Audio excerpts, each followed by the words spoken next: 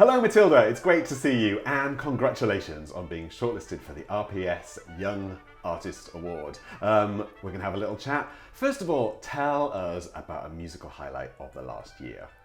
I would say, the last year has been so busy for me. I had so many concerts, but a real highlight for me was I was on the Echo Rising Stars scheme and I got to perform in 18 of Europe's best concert halls. So think the Elbphilharmonie, the Concertgebouw. I played in the Goldene Zaal of the Musikverein with organ, which was amazing. I played at the Barbican, Paris Philharmonie, you name it, all over the place. It was quite crazy because most of the concerts were condensed into about a 2-month period.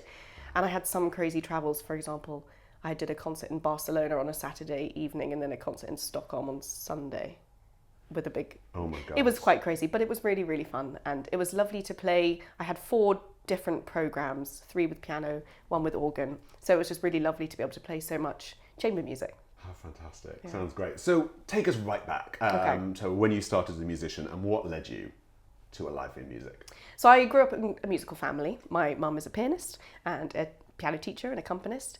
And so she kind of started teaching me bits of piano when I was 5, 6 years old. And then when I was 8, apparently, the story goes, I was rummaging around in the cupboards at home to find a new toy to play with because I was quite a kind of curious child. And I came across my father's old trumpet because he'd played trumpet in school. Okay. And it was just sitting in the cupboard gathering dust. And I was like, oh, what's this? And they put the mouthpiece in and I made a sound. Wow. A decent sound. So they were like, right, give us some trumpet lessons. Your fate was sealed. What might you say to a young person kind of setting out on your path? Like, what words of advice or encouragement? Have fun with it. I think music for me was my hobby as a kid. I did music and I did dancing and a little bit of sort of theatre stuff, but those were my outlets for expression, self-expression, and also kind of community building. And that was where I had all my best friends. I used to go to Junior Guildhall on Saturdays, and those were my favourite days of the week. And going to things like NYO in the holidays, and I would cry on the way home from those courses because I was going to miss all my friends so much. So I think the main thing I would say is to have fun with it. Try doing as many different types of ensembles and genres as you can. Really just sort of try everything out and see what fits you the best and what you have the most fun doing. Yeah, great. So through your whole musical journey, tell us about 1 or 2 real musical icons, inspirations.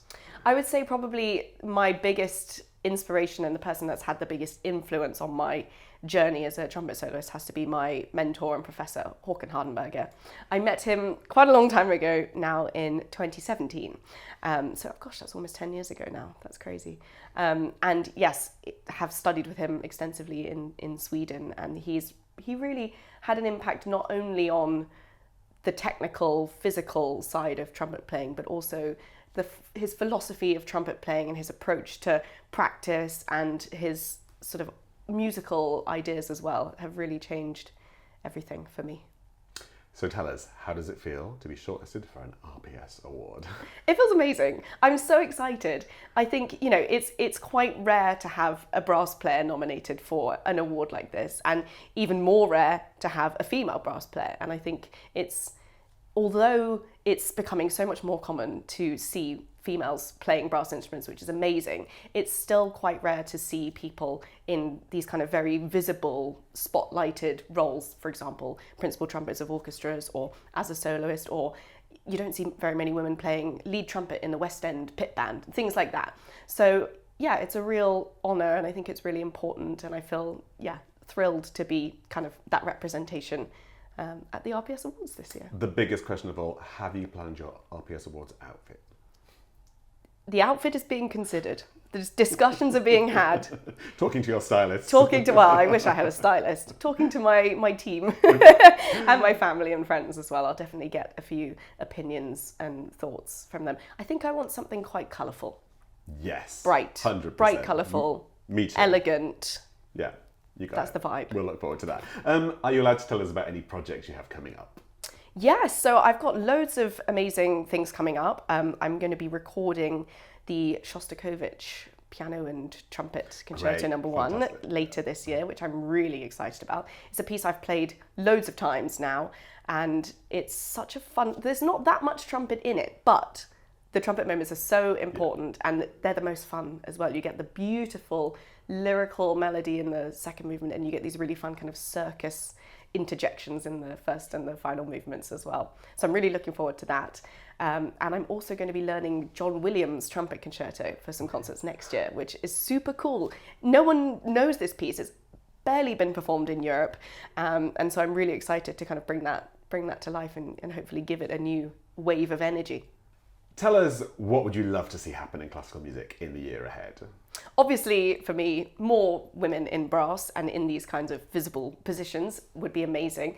But also, I think it's really important for organisations and institutions to think about the young people and how we get people interested in classical music, because I have so many people now that I manage to connect with through social media that then end up coming to concerts for the first time and sort of open this whole world to them.